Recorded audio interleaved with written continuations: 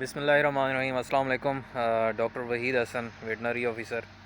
آج میں اپنے فارم پہ بیٹھا تھا، میں نے کہا چلو آپ کو تھوڑا انٹروڈکشن کرا دیں۔ جو بچھڑے ہوتے ہیں، چھوٹے بچھڑے، خاص طور پہ 1 ہفتے کی عمر کے یا 1 مہینے سے کم کی عمر کے، ان میں ایک گندی بیماری پھیلتی ہے جسے عام زبان میں موب کہہ دیتے ہیں، ڈائریا کہتے ہیں۔ بہت نقصان دہ بیماری ہے۔ چھوٹے بچوں میں ہو جائے تو پھر بچنے کے چانس ان کے بہت کم ہو جاتے ہیں اگر پراپر ٹریٹمنٹ نہ کرایا جائے، اگر صحیح علاج نہ کرایا جائے۔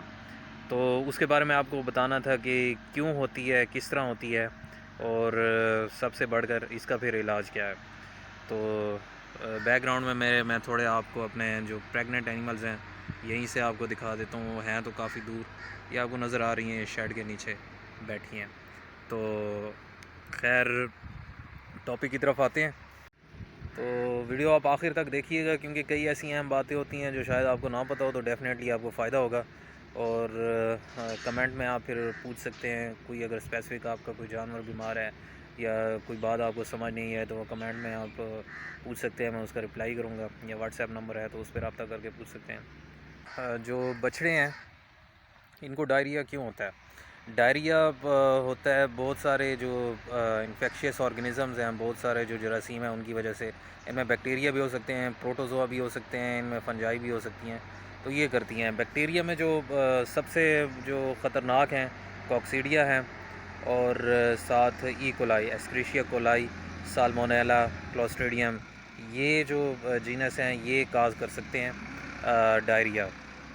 یہ میں ابھی کازٹیو ایجنٹ آپ کو بتا رہا ہوں کہ کون کون سے انفیکشن کر سکتے ہیں۔ آخر میں آپ کو ٹریٹمنٹ بتاؤں گا، تو ویڈیو پوری دیکھیے گا تاکہ آپ کو تمام باتیں سمجھ آ جائیں اور آپ کا فائدہ ہو جائے۔ تو بیکٹیریا یہ ہوتے ہیں۔ اس کے بعد جو ہے پروٹوزوا میں جو ہے امیبا، جیارڈیا، یہ ہو سکتے ہیں، یہ انفیکشن کاز کرتے ہیں۔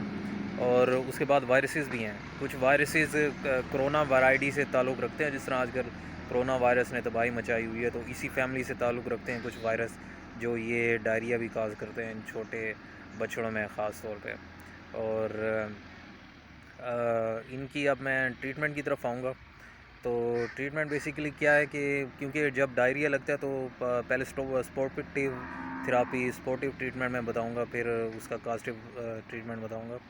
تو کیونکہ ڈائریا لگتا ہے تو سب سے پہلے آپ نے جانور کو پانی کی کمی نہیں ہونے دینی، کیونکہ اگر پانی کی کمی ہوگی تو وہ ڈیفینیٹلی وہ پھر جو ہے اس کی پرابلم بڑھتی جائے گی اور 1 دن کے اندر مر سکتا ہے۔ مطلب اتنی شدید پانی کی کمی ہوتی ہے، کیونکہ ڈائریا جب جانور کرتا ہے تو ظاہری بات ہے جو بھی وہ پانی پی رہا ہوتا ہے یا دودھ پی رہا ہوتا ہے چھوٹا بچہ، تو وہ پانی اس کا اسی طرح نکل رہا ہوتا ہے، جسم میں ایبزارب نہیں ہو رہا ہوتا، جذب نہیں ہو رہا ہوتا، بلکہ اسی طرح نکل رہا ہوتا ہے۔ تو پانی کی کمی نہیں ہونے دینی۔ پانی میں آپ نے ORS لازمی مکس کر کے دینا ہے۔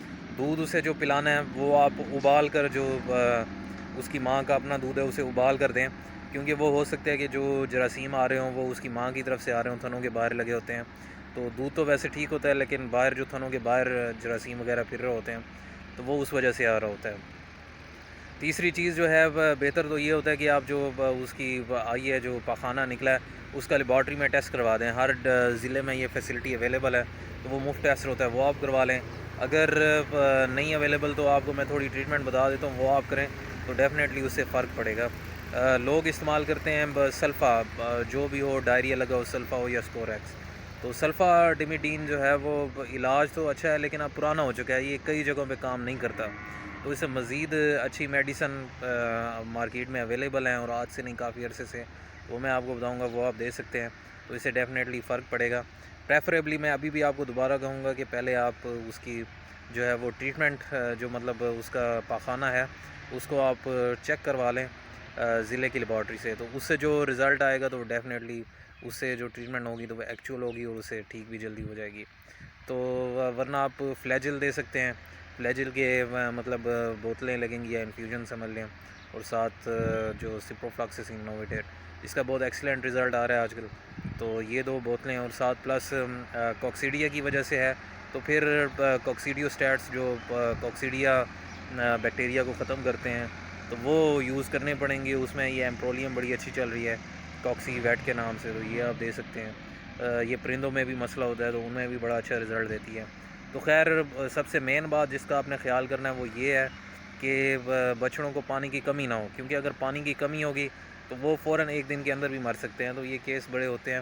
تو اور دوسرا اگر وہ دودھ نہیں پی رہا، ان کو ٹیمپریچر ہے، تو ساتھ آپ ٹیمپریچر کے لیے بھی میڈیسن لگائیں، تو وہ بہت ضروری ہے۔ پراپر ٹریٹمنٹ پروٹوکول ہوتا ہے، وہ فالو کرنا پڑتا ہے۔ کسی ڈاکٹر سے آپ جو قریبی ہیں، یا میرا واٹس ایپ نمبر ہے، یا کمنٹ میں آپ پوچھ سکتے ہیں اگر کوئی آپ کے جانور کا مسئلہ ہو، تو یہ احتیاطیں کریں گے تو ڈیفینیٹلی آپ کا جانور جو ہے وہ مرنے سے محفوظ ہو جائے گا۔